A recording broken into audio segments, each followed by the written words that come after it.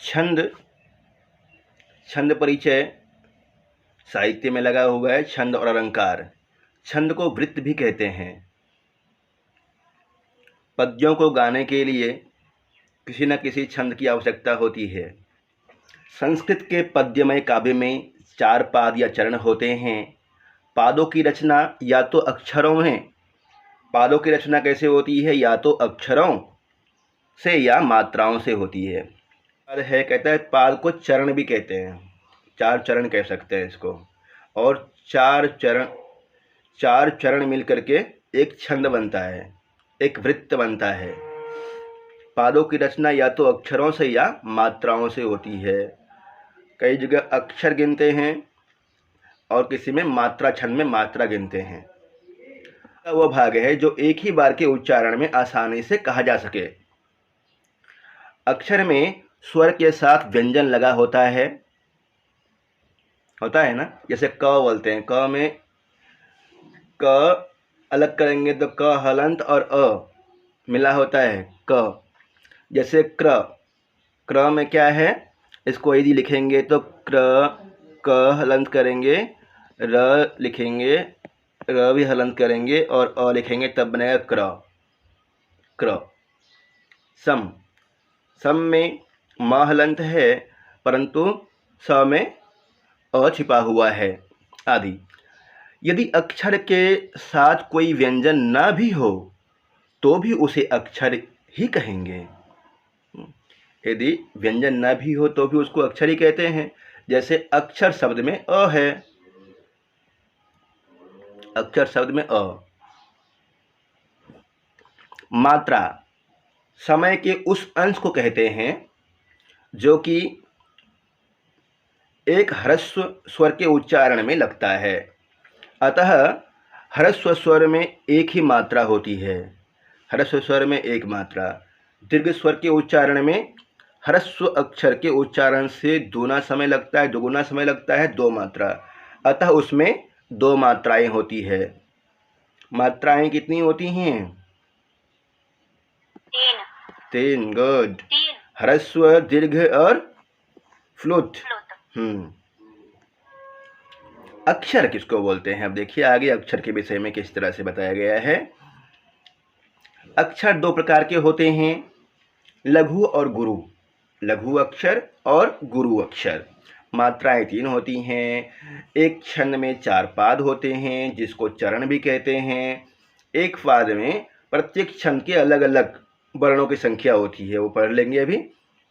और एक पाद के वर्णों की संख्या के हिसाब से ही छंद का नाम पड़ता है कि इस पाद में कितने छंद वर्ण होने चाहिए, दूसरे पाद में कितने होने चाहिए, तीसरे पाद में कितने होने चाहिए।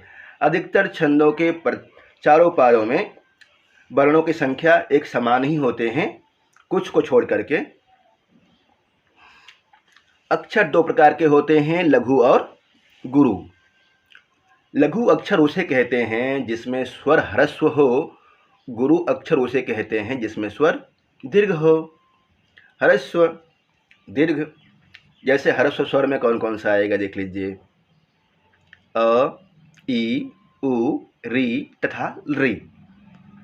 अ, ई, उ, री तथा री ये ह्रस्व स्वर हैं। और दीर्घ स्वर आ, ई, उ, री, ए, ऐ, ओ तथा ओ ये दीर्घ स्वर हैं। इनका ध्यान रखना है कि जब ये मात्राओं में किसी व्यंजन वर्ण के साथ आएगा, ये दीर्घ स्वर हैं, व्यंजन वर्ण के साथ में जब आएगा तब गणना होगी। कई जगह पे इसकी गणना होती है, पर मुख्य रूप से व्यंजन वर्णों के साथ, जैसे आ, आगरा, ई, इतीरम, यतीसह, उ, वधू, ऐसे में उ जहाँ पे आए। आगे कहा गया है सानुस्वारश्च दीर्घश्च विसर्गो च गुरुर्भवेत्। सानुस्वारश्च दीर्घश्च विसर्गो च गुरुर्भवेत्। वर्णः संयोगपूर्वश्च तथा पादान्तगुः अपि वा। क्या कहना चाहता है ये?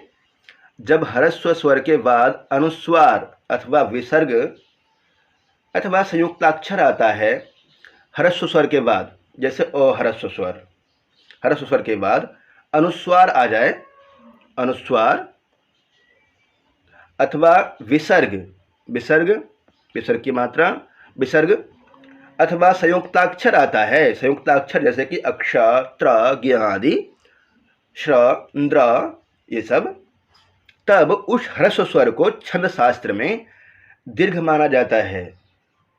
कैसे कैसे दीर्घ माने जाते हैं छंद? जब ह्रस्व स्वर के बाद अनुस्वार, ध्यान रखिए, विसर्ग, संयुक्ताक्षर आता है, तब उस स्वर को छंद शास्त्र में दीर्घ माना जाता है। यथा, जैसे उदाहरण में देखिए, मंद शब्द है। मंद शब्द में म दीर्घ है, क्योंकि म के उपरांत संयुक्ताक्षर द है। न और द संयुक्त हो गए, न के बाद न में कोई स्वर नहीं है, द में स्वर है, संयुक्त। इसी भांति संचय में सम दीर्घ है, क्योंकि स अनुस्वार सहित है। देवः में वह दीर्घ है, क्योंकि वह विसर्ग सहित है। समझे? ह्रस्व वर्ण भी दीर्घ हो जाता है जब उसके साथ उसके बाद या तो संयुक्त वर्ण होगा, दूसरा कहा अनुस्वार होगा, और तीसरा कहा यदि विसर्ग होगा। तो अनुस्वार का उदाहरण बताया संचय, संयुक्ताक्षर का उदाहरण बताया मंद, और अनुस्वार का उदाहरण, विसर्ग का उदाहरण बताया देवः, विसर्ग में देवः। आगे देखिए, वृत्त शास्त्र की ऐसी परिपाटी है। वृत्त मतलब छंद। छंद शास्त्र के प्रवर्तक किसको मानते हैं? छंद शास्त्र के प्रवर्तक पिंगलाचार्य को माना जाता है। पिंगलाचार्य छंदो जघानमकरोः वेला तटे पिंगलः। पिंगलाचार्य की मृत्यु मकर के द्वारा हुई थी, मगरमच्छ के द्वारा, ऐसा पूछ लेता है, ध्यान रखिए। वृत्त शास्त्र की ऐसी परिपाटी है कि यदि पद्य में पाद के अंत वाला अक्षर गुरु अपेक्षित है किंतु वह लघु है, तो उसे उस स्थान पर गुरु ही मान लेते हैं। वृत्त शास्त्र की ऐसी परिपाटी है कि यदि पद्य में पाद के अंत वाला, एक पाद में जैसे 4 पाद होते हैं, तो पाद के अंत वाला और गुरु अपेक्षित है किंतु वह लघु है। गुरु अपेक्षित है, कहा है कि गुरु होना चाहिए छंद का लक्षण में, परंतु किसी कारण से वो लघु है, तो उसे उस स्थान पर गुरु ही मान लेते हैं, गुरु मान लेते हैं। ये छंद शास्त्र का नियम है। इसी प्रकार यदि किसी पद्य में पाद के अंत वाला अक्षर ह्रस्व अपेक्षित है किंतु वह गुरु है, तो वह भी आवश्यकता अनुसार लघु मान लिया जाता है। यदि छंद का लक्षण है कि अंतिम में गुरु होना चाहिए और लघु है, तो गुरु मान लिया जाता है, और यदि छंद में अपेक्षित है कि लघु होना चाहिए और गुरु है, तो लघु मान लिया जाता है। इस वृत्त परिचय में छंदों के उदाहरण के रूप में जो पद्य या पद्यांश दिए गए हैं, आगे देखते हैं। यति किसको बोलते हैं छंद शास्त्र में? यति, वृत्त। यति किसी पद्य का उच्चारण करते समय जहाँ सांस लेने के लिए क्षण भर रुकना पड़ता है, उसको यति बोलते हैं। जब किसी पद्य का उच्चारण करते हैं, थोड़ा सांस लेने के लिए रुकते हैं, उसको यति कहा जाता है। जैसे उदाहरण के रूप में बोल सकते हैं, कश्चित् कांता, यहाँ रुक रहे हैं, आगे फिर कश्चित् कांता विरह गुरुना स्वाधिकारात् प्रमत्तः। छंद को गाने का तरीका अलग अलग हो सकता है और अच्छी तरह से गा सकते हैं, परंतु यति और लय का प्रयोग करना चाहिए। जहाँ पे यति लक्षण में कहा गया है, मतलब जहाँ रुकने के लिए कहा गया है वहाँ रुकना चाहिए। यतियाँ नियमित है। यतियाँ क्या है? नियमित है। किसमें कहाँ पे रुकना चाहिए, इसका नियम दिया हुआ है छंद शास्त्र में। यति शब्द के अंत में होती है, मध्य में नहीं। यति शब्द के अंत में होती है। कोई शब्द बोल रहे हैं तो शब्द के अंत में हो गई थी। कांता, कश्चित कांता, कांता पे। वृत्त, वृत्त में पद्य की रचना अक्षरों के हिसाब से होती है। वृत्त में, वृत्त मतलब छंद, वृत्त में पद्य की रचना अक्षरों के हिसाब से होती है और वृत्त रचना में सुविधा के लिए 3-3 अक्षरों के समूह को गण कहा गया है। 3-3 अक्षरों के समूह को गण कहा गया है। गण, गण कितने होते हैं? 8 होते हैं। छंद शास्त्र में गण पूछा जाए तो 8 होते हैं और व्याकरण शास्त्र में 10। धातु पाठ में कितने गण हैं? 10 गणाः। यहाँ पे हमें व्याकरण छंद शास्त्र का पढ़ना है। 3 गण होते हैं, नहीं 3 नहीं 8 गण होते हैं। छंद शास्त्र का 8 गण। नमोस्तु तस्मै पुरुषोत्तमाय, इस पद्यांश में नमोस्तु, नमोस्तु तस्मै सु, तस्मै सु रूपोत्तमाय 2 गुरु 3 गण 2 गुरु अक्षर है। नमोस्तु में नमोस्तु 3 अक्षर का गण है। इस प्रकार 3 गणों में 9 अक्षर और 2 गुरु अक्षर, कुल 11 अक्षर हैं। गण कितने होते हैं बताइए? 8 होते हैं। छंद शास्त्र में 8 गण हैं। याद रखिएगा इसको। सरल प्रश्न ही पूछेगा इस बार, ज़्यादा कठिन प्रश्न नहीं पूछ रहा है। अभी एग्जाम चालू हो गया ना, कल मालूम चल रहा है। सरल प्रश्न ही पूछे जा रहे हैं। 8 गण होते हैं। आदि मध्यवसानेषु भज शयान्ति गौरभम, यरत लाघवम यान्ति मनोतु गुरु लाघवम। ये बता रहा है कि छंद में कौन सा वर्ण ह्रस्व होता है, कौन सा लघु होता है। आदि मध्य वसानेषु भजसा, गण क्या क्या क्या होगा? आदि मध्य वसानेषु भगन जगन सगन यान्ति गौरवम, यरत यगन रगन और तगन लाघवम यान्ति मनोतु गुरु लाघवम। देख लीजिए आगे गण कौन कौन से हैं? भगन, जगन, सगन, यगन, रगन, तगन, मगन और नगन, ये गण हैं। भगन में पहला अक्षर गुरु तथा द्वितीय और तृतीय लघु है। इसको याद करना होगा आपको। लघु के लिए एक ऐसे मात्रा लगाते हैं और दीर्घ के लिए 2 मात्रा के लिए ऐश का चिन्ह लगाते हैं। लघु के लिए, लघु की मात्रा एक डंडा की तरह एक मात्रा और दीर्घ के लिए ऐश की मात्रा लगा देते हैं, 2 मात्रा, ऐसे गणना करते हैं। जगन में मध्य अक्षर गुरु है और पहला तथा तीसरा लघु। जगन एक इसके लिए सूत्र है, यदि वो याद कर लेते हैं तो बहुत आसान हो जाता है फिर। य माता राज भान सलगा, य माता राजभान सलगा, य माता राजभान सलगा। यदि इसको याद कर लेते हैं तो ये गण याद करना बहुत आसान हो जाता है। गण में कौन से वर्ण लघु होते हैं, कौन से दीर्घ होते हैं, और इसको याद कर लीजिएगा, बहुत सरल है ये। य माता राजभान सलगा। इसमें गण कैसे गिनेंगे और गण के वर्ण लघु है या दीर्घ कैसे गिनेंगे? इसमें य से शुरू करते हैं, य को खुद को गिनेंगे और उसके बाद 2 अक्षर और ले लेंगे। प्रत्येक गण में कितने वर्ण होते हैं, यह क्वेश्चन भी बन सकता है। प्रत्येक गण में छंद शास्त्र में 3 वर्ण होते हैं। तो य से शुरू करेंगे, य म ता। य ह्रस्व, मा दीर्घ और ता भी दीर्घ है, य माता। उसी तरह से मगन गिनना होगा तो म से शुरू करेंगे और 3 गिनेंगे म के बाद। माँ दीर्घ है, ता भी दीर्घ है और रा भी दीर्घ है। लिख लीजिए इस सूत्र को। य मा ता रा ज भा न स ल गा। फिर से देखिए, य मा ता रा ज भा न स ल गा। इसी तरह से ह्रस्व दीर्घ, जहाँ पे दीर्घ होगा उसे दीर्घ मानेंगे, जहाँ ह्रस्व होगा उसको ह्रस्व मानेंगे। 8 गण होते हैं, अंतिम में ल से लघु और गौ से गुरु। कीजिएगा सर, क्या बोले लिखने?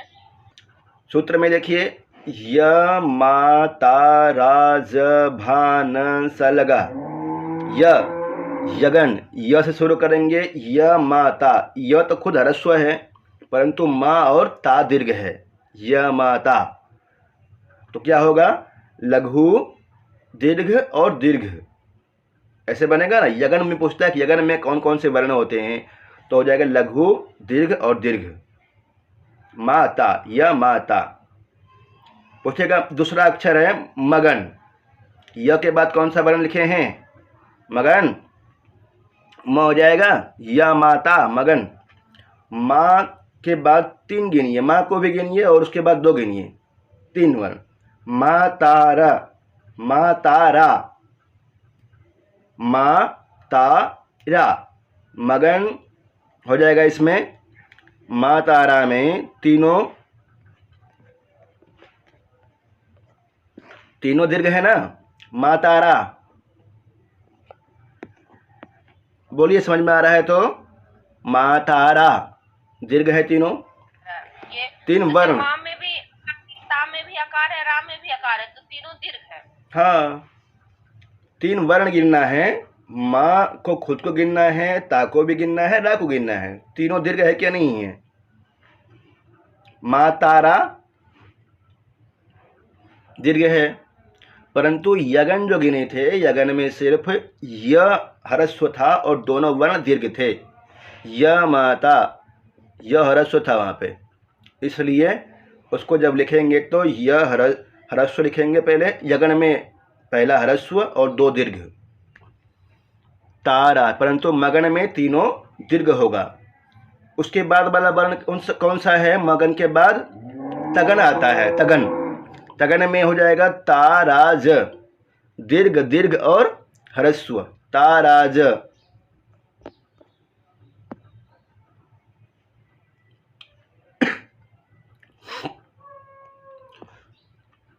सगन में तीसरा अक्षर गुरु है और पहला तथा दूसरा लघु है। यगन में पहला अक्षर लघु और शेष 2 गुरु है। इसको याद करने के लिए वो सूत्र बताया है मैंने आपको अभी, सूत्र को याद कीजिए, सरल है। फिर से समझ लीजिए, उसको नहीं समझ में आया तो य माता राजा भान स लगा। य सूत्र लिखिए, नहीं लिखे हैं तो य माता राज भान स लगा। राज के बाद हाँ बोले थे ना, हान सलगा बोले य माता राज भान, हान नहीं भान, भान, भान स लगा। य माता राज भान स लगा।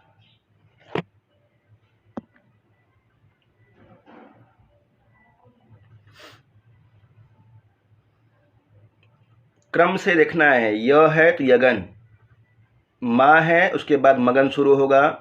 मगन में तीनों वर्ण, मगन के बाद, मगन को भी गिनेंगे और मगन के बाद 2, मा तारा। फिर म के बाद कौन सा वर्ण है, ता, तगन गिना जाएगा, ता में ताराज। फिर रगन, रा ज भा, रगन में रा ह्रस्व दीर्घ हो जाएगा, रा, ज ह्रस्व, उसके बाद भा है, राजभा।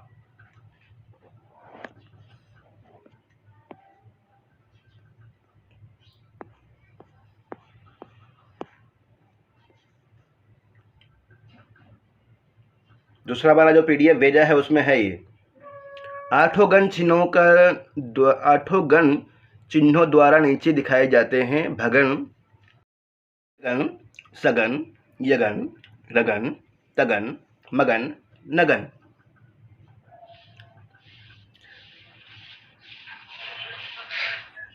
और सूत्र के अनुसार याद करेंगे तो य से शुरू कीजिएगा, य मा ता रा ज भा न, स लगा, स से सगन, ल से लघु, ग से गुरु। य माता राजभानु सलगा। पहला वर्ण कौन सा है सूत्र में? य है। य गण में देखिए, अभी जो भेजा है मैंने PDF, उसमें देखिए यगन को खोजिए। 4 नंबर पे यगन है। यगन में पहला वर्ण ह्रस्व है। माँ दीर्घ है, इसलिए यहाँ पे दीर्घ का चिन्ह दिया हुआ है। माँ। य माता, य माता। रगन, रगन में राजभा, राजभा। सूत्र में खोजिए, राजभा है क्या नहीं? रा दीर्घ है, ज दीर्घ ह्रस्व है और भा दीर्घ है रगण में। य माता राजभान न सलगा। एक और देख लीजिए इसको, जैसे जगन है, जभान लिखा होगा, जभान लिखवाए ना, जगन, जभान, ज, फिर उसके बाद दीर्घ और ह्रस्व, जभान। इसको फिर से समझा दूंगा मैं एक बार शाम में, अब एक बार पढ़ लीजिए। भगन, भगन में दीर्घ होंगे और ह्रस्व ह्रस्व। जगन, जगन में ह्रस्व दीर्घ और ह्रस्व। सगन में ह्रस्व ह्रस्व और दीर्घ।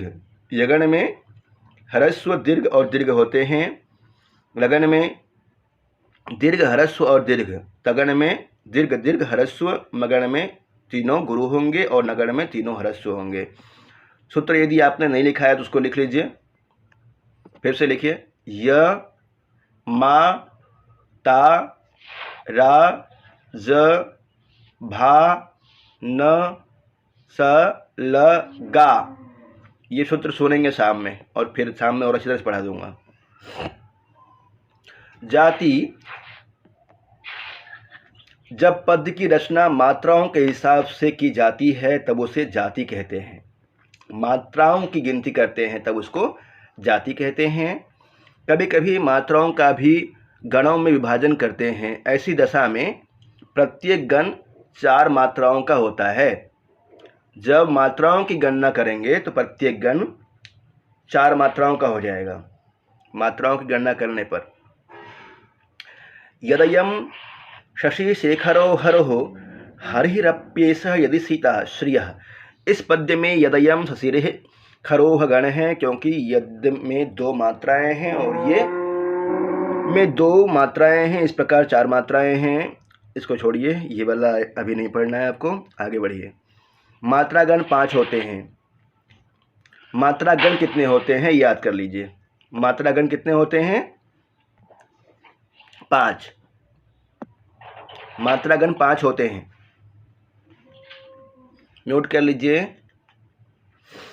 मात्रागण 5 होते हैं। वृत्त के भेद, यहां से देखिए अच्छी तरह से। वृत्त के भेद होते हैं समवृत्त, समवृत्त जिसके चारों पाद, जिसके चारों पाद, एक छंद में 4 पैर होते हैं, मतलब 4 पाद, 4 चरण।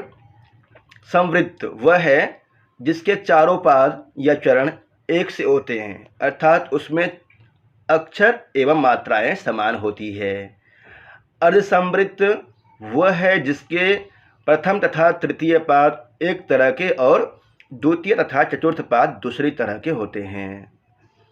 विषमवृत्त वह है जिसके चारों चरण एक दूसरे से भिन्न होते हैं। संस्कृत काव्य में प्रायः समवृत्त छंदों का प्रयोग हुआ है। समवृत्त छंद का ही प्रयोग अधिक हुआ है। समवृत्त, समवृत्त अनेक प्रकार के हैं। प्रत्येक चरण में एक अक्षर के 26 अक्षर तक रहते हैं। यहाँ पर कुछ ऐसे प्रचलित समवृत्त दिए गए हैं जो बहुधा साहित्यिक रचनाओं में आते हैं। अब आपको याद क्या करना है कि इस छंद में कितने वर्ण होते हैं और उसका लक्षण याद कर लेना है। परीक्षा में यही पूछा जाएगा। पहले तो गण के बारे में पूछा जाएगा, छंद के कितने प्रकार हैं, समवृत्त, अर्धसमवृत्त, विषमवृत्त, ये। फिर लक्षण, उदाहरण पूछेगा नहीं पूछेगा, उदाहरण उन ग्रंथों से ले लेगा। जैसे अभी मेघदूतम पढ़ना है तो मेघदूतम में छंद कौन सा है, एक पद्य उठा लेगा वहाँ से, कश्चित कांता विरह गुरुणा स्वादिकारात् प्रमत्तः, इसमें कौन सा छंद है ये पूछ सकता है। या फिर रघुवंशम भी लगा हुआ है तो रघुवंशम का एक पद्य ले लेगा, उसमें कौन सा छंद है ये भी पूछ सकता है। 8 अक्षरों वाला अनुष्टुप छंद, 8 अक्षरों वाला अनुष्टुप छंद होता है। इसके बारे में कहा गया है श्लोके षष्ठम गुरु ज्ञेयम सर्वत्र लघु पंचमम द्विचतुष्पादयोर्ह्रस्वम सप्तमम दीर्घमन्ययोः। श्लोके षष्ठम गुरुजेयम सर्वत्र लघु पंचमम द्विचतुष्पादयोर्ह्रस्वम सप्तमम दीर्घमन्ययोः। इसमें क्या होता है अनुष्टुप छंद में? अनुष्टुप श्लोक के सभी पादों में छठा अक्षर गुरु तथा पांचवा लघु होता है। छठा अक्षर गुरु होगा और पांचवा लघु होगा। सातवां अक्षर दूसरे तथा चौथे चरण में ह्रस्व होता है और पहले और तीसरे में दीर्घ होता है। जैसे उदाहरण, वागार्थविव संपृक्तौ वागार्थ प्रतिपत्तये जगतः पितरौ वंदे पार्वती परमेश्वरो। इसमें छंद कौन सा है? अनुष्टुप। अभिवादनम शीलस्य नित्यं वृद्धोपसेविनः चत्वारि तस्य वर्धन्ते आयुर्विद्या यशोबलम्। न सा विद्या न सा रतिर्न तत्शास्त्रं न सा कला जायते यन्न काव्यांगम अहो भारो महाकवे। अनुष्टुप छंद पूछे कि अनुष्टुप छंद के एक पाद में कितने वर्ण होते हैं तो क्या जवाब देंगे? 8। एक चरण में 8 वर्ण होते हैं। अनुष्टुप छंद के एक पाद में 8 वर्ण होते हैं, इसका ध्यान रखना है। और चारों पाद मिला देंगे तो 8 चौके 32। और इसके लिए कहा गया है श्लोके षष्ठम गुरु ज्ञेयम, छठा वर्ण गुरु होगा। सर्वत्र लघु पंचमम, पांचवा लघु होगा। द्विचतुष्पादयोर्ह्रस्वम, द्विचतुष्पादयोर्ह्रस्वम और सप्तमम दीर्घमन्ययोः। सातवां अक्षर दूसरे तथा चौथे चरण में ह्रस्व होता है और पहले और तीसरे में दीर्घ होता है। सर जैसे एक सेंटेंस में 32 ठो होगा सर, ऐसे 32 ठो हुआ। हाँ, कुल मिलाकर के 32 वर्ण हुआ।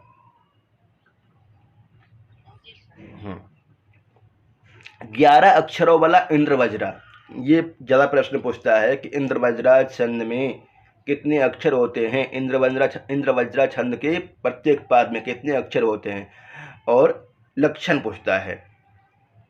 स्यादिंद्रवज्रः यदि तो जगोगः, याद कीजिए इंद्रवज्रा का लक्षण है स्यादिंद्रवज्रः यदि तो जगोगः, स्यादिंद्रवज्रः यदि तो जगोगः। कितने वर्ण हैं? 11 वर्ण। इंद्रवज्रा छंद में 11 वर्ण होते हैं एक पाद में।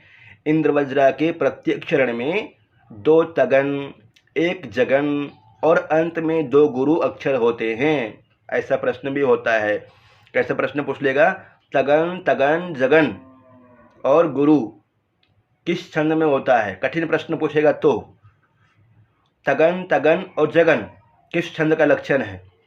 या फिर स्याद इंद्रवज्रा यदि तो, उधर इंद्रवज्रा नहीं लिखेगा, तो जगोगह किस छंद का लक्षण है? इसको याद कर लेना है। उदाहरण याद नहीं कीजिए अभी, कोई बात नहीं, परंतु छंद में वर्ण कितने हैं और उसका लक्षण 2 याद करना है आपको। आगे देखिए, 11 अक्षरों वाला उपेंद्र वज्रा। उपेंद्र वज्रा भी 11 अक्षरों का ही होता है। इंद्र वज्रा और उपेंद्र वज्रा में 11 अक्षर होते हैं, 11 अक्षर। उपेंद्र वज्रा जतजास ततो गहु। उपेंद्र वज्रा का लक्षण है उपेंद्र वज्रः जतजास ततो गहु, जतजास ततो गहु। उपेंद्र वज्रा के प्रत्येक चरण में जगन, तगन, जगन तथा 2 गुरु होते हैं। देखिए जगन में कौन कौन से वर्ण होते हैं ये आपको देखना होगा। जगन में ह्रस्व, दीर्घ और ह्रस्व। तगन में दीर्घ, दीर्घ, ह्रस्व। फिर जगन में ह्रस्व, दीर्घ, ह्रस्व। और गुरु में एस की मात्रा का मतलब होता है दीर्घ मात्रा। ल मतलब लघु, ग मतलब गुरु। उपजाति, उपजाति मिश्रित छंद है। यह प्रश्न भी पूछा गया था हाल फिलहाल में किसी प्रतियोगिता परीक्षा में कि इनमें से मिश्रित छंद कौन सा है। उपेंद्र वज्रा, उपेंद्र वज्रा मिश्रित छंद है, उपेंद्र वज्रा।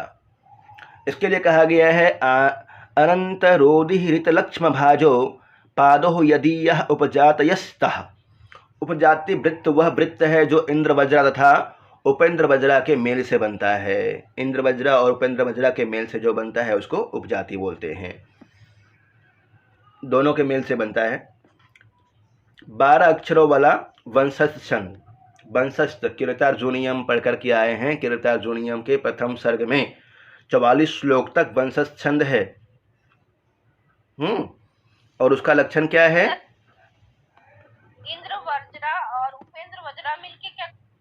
फिर वंशस्थ छंद, वंशस्थ छंद के एक चरण में 12 वर्ण होते हैं और इसका लक्षण है जतो तु वंशस्थमुदीरितं जरोः, जतो तु वंशस्थमुदीरितं जरोः, जतो तु वंशस्थमुदीरितं जरोः। अभी एस्टेट की तैयारी बहुत 2-3 दिन के अंदर ही, मतलब 5-7 दिन के अंदर टेस्ट ले लेगा परीक्षा। इस तरह से तैयारी कीजिए, बाद में अच्छी तरह से और पढ़ा जाएगा। जतो तु वंशस्थमुदीरितं जरोः, 12 अक्षर होते हैं वंशस्थ छंद के एक चरण में और इसका लक्षण है जतो तु वंशस्थमुदीरितं जरोः। ये इम्पोर्टेंट है क्योंकि कीर्तार्जुनीयम पाठ्यक्रम में लगा हुआ है और वहाँ वंशस्थ छंद है। जतो तु वंशस्थमुदीरितं जरोः, जतो जरो। वंशस्थ छंद का लक्षण मुख्य रूप से क्या याद करना है आपको? पूरा याद हो जाता है तो बहुत अच्छा, नहीं तो वंशस्थ छंद में कौन कौन से गण होते हैं? जतो जरो, जतो जरो, जगन तगन जगन और रगन, जतो जरो, जगन तगन जगन और रगन। 12 अक्षर हो गए ना। एक गण में कितने वर्ण होते हैं? 3। एक गण में 3 वर्ण होते हैं और यहाँ पे 4 गण हैं। वंशस्थ छंद में 4 गण हैं, 4 तिया 12। कौन कौन से हैं 4 गण? जगन तगन जगन और रगन। आगे देखिए उदाहरण के रूप में कीर्तार्जुनीयम श्रियः कोरोनामधिपस्य पालिनीं प्रजासु वृत्तिं यमयुंक्त वेदितुम् सवर्णलिंगी विदितः समाययो युधिष्ठिरं द्वैतवने वनेचर। 12 अक्षर वाला द्रुत विलंबित, 12 अक्षर वाला द्रुत विलंबित छंद है। इसका लक्षण हो जाएगा द्रुत विलंबित माहन भो भरोः। द्रुत विलंबित छंद का लक्षण द्रुत विलंबित माहन भो भरोः। और इसके प्रत्येक चरण में 12 अक्षर होते हैं, इसका भी ध्यान रखना है। द्रुत विलंबित माहन भो भरो उपकृतं बहुतत्र किमुच्यते। अभी आपको लक्षण याद करना है और कितने वर्ण होते हैं याद करना है। 12 अक्षर वाला एक और भी छंद है, वह है भुजंग प्रयातम। भुजंग प्रयातम चतुर्भिः यकारैः, भुजंग प्रयातम भवेत् चतुर्भिः। भुजंग प्रयात छंद में 4 यगन होता है। भुजंग प्रयात छंद में एक ऐसा गण है जिसमें चारों यगन यगन है, यगन यगन 4 प्रकार, 4 बार यगन का प्रयोग हुआ है। कौन सा छंद है वो? भुजंग प्रयातम। थोड़ा थोड़ा पढ़ेंगे तो परीक्षा में जवाब दे देंगे और थोड़ा याद भी कर लीजिएगा। भुजंग प्रयातम छंद में चारों वर्ण में नहीं, चारों गणों में भुजंग प्रयातम छंद में एक चरण में 4 यगन होते हैं, 4 यगन। यगन में वर्ण कौन कौन से होते हैं ये पूछ ले तो? ह्रस्व, दीर्घ और दीर्घ। सूत्र जो लिखवाया है वहाँ पहला देखिएगा, य माता, य ह्रस्व है और माँ और ता दीर्घ है, य माता। प्रहर्षणी छंद नहीं लगा हुआ है, बसंत तिलका लगा है। बसंत तिलका का लक्षण है उक्ता वसंत तिलका तभजा जगोगह। 14 अक्षर वाला वसंत तिलका छंद होता है, 14 अक्षर वाला, और इसका लक्षण है उक्ता वसंत तिलका तभजा जगोगह।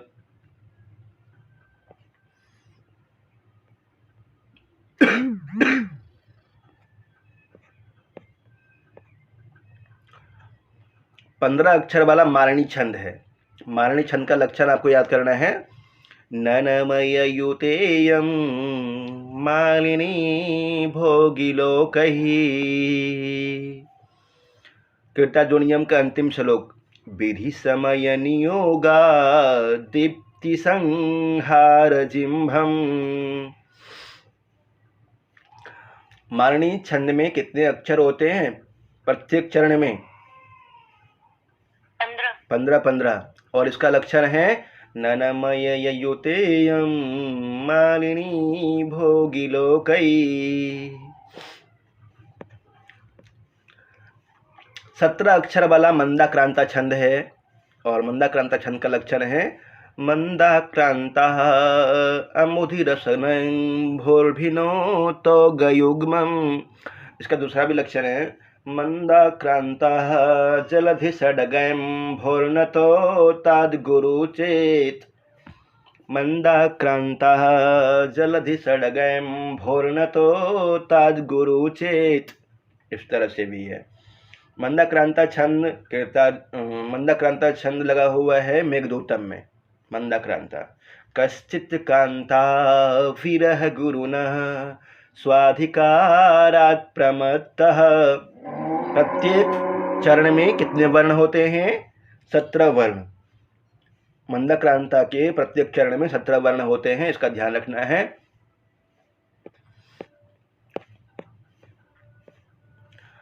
सत्रह अक्षर का एक और छंद है, वो है शिखरिणी।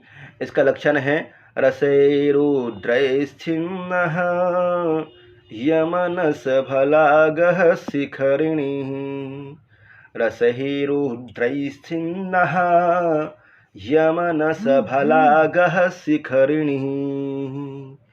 रसैरुद्रैश्छिन्नः यमनसफलागः शिखरिणी। यह शिखरिणी छंद का लक्षण है, और लक्षण ही याद कर लेना है आपको। उदाहरण शिरः सार्वम स्वर्गात् पशुपति शिरस्त चितिधरम। अच्छी तरह से गा सकते हैं, पर अभी आपको लक्षण और कितने वर्ण होते हैं ये याद करना है। अनाग्रतम हरिणी नहीं लगा है। शार्दूल विक्रीडितम लगा हुआ है। 19 अक्षर वाला शार्दूल विक्रीडितम छंद है। शार्दूल विक्रीडितम के एक चरण में कितने अक्षर होते हैं? 19। और इसका लक्षण क्या है? सूर्यास्वर्यदिमः सजौ शततगः शार्दूलविक्रीडितम्। शार्दूल की तरह आवाज निकालना होता है इसमें। सूर्यास्वर्यदिमः सजौ शततगः शार्दूलविक्रीडितम्। 19 वर्ण वाला अक्षर है शार्दूल विक्रीडितम छंद, और इसका लक्षण है सूर्यास्वेर यदि मह सजो शततगः शार्दूल विक्रीडितम। शार्दूल विक्रीडित के प्रत्येक चरणों में मगन, शगन, जगन, सगन, तगन, तगन और अंत में एक गुरु अक्षर होता है। 12वें अक्षर के बाद पहली यति, फिर 7वें अक्षर के बाद दूसरी यति होती है। कैसे मालूम चलेगा यति कहाँ करना है? 12 सूर्यास्व, सूर्य 12 माने जाते हैं, सूर्य के 12 मास, और अश्वई सप्तस्व 7 अश्व माने जाते हैं। सूर्य 12 और अश्व कितने? 7। ऐसे भी ध्यान दीजिएगा किस वर्ण पे यति होता है, इसका ध्यान रखना है। यस्यत्यद्य शकुन्तलेति हृदयं संस्पृष्टमुत्कंठया। वहाँ पे श्लोक दिया हुआ है, श्लोक चतुष्टयम में, शार्दूल विक्रीडितम छंद में ही है। पातुं न प्रथमं व्यवस्यति जलम युष्मास्वपि तेषु या। श्रगधरा 21 अक्षर वाला, 21 वर्ण वाला श्रगधरा छंद होता है। एक चरण में 21 वर्ण होते हैं श्रगधरा छंद में। ब्रह्मैर्यानं त्रयेन त्रिमुणीयति युता श्रद्धरा कीर्तितेयम्। ब्रह्मैर्यानां त्रयेन त्रिमुणीयति युता श्रद्धरा कीर्तितेयम्। श्रद्धरा के प्रत्येक चरण में मगन, रगन, भगन, लगन, यगन, भगन, यगन होते हैं और 7-7 अक्षरों पर यति होती है। 7-7 अक्षरों पर त्रिमुणी यति युता, 7-7 अक्षरों पर यति होती है।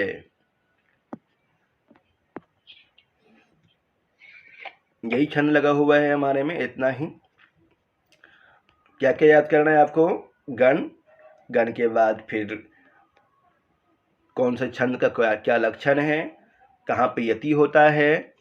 अभी मैंने बताया आपको अश्व, अश्व कितने होते हैं? 7। सूर्य के लिए कितना संख्या दिया हुआ है? 12। ऐसी बातों को ध्यान रखना है। ननमयुतेयं मालिनी भोगी लोके, लोक कितने होते हैं? 7। सप्तलोका, भोगी लोक 7 लोक होते हैं, इसलिए मालिनी छंद में 7वें अक्षर के बाद यति होती है। 8वें तथा 7वें अक्षर के बाद यति। भोगी लोके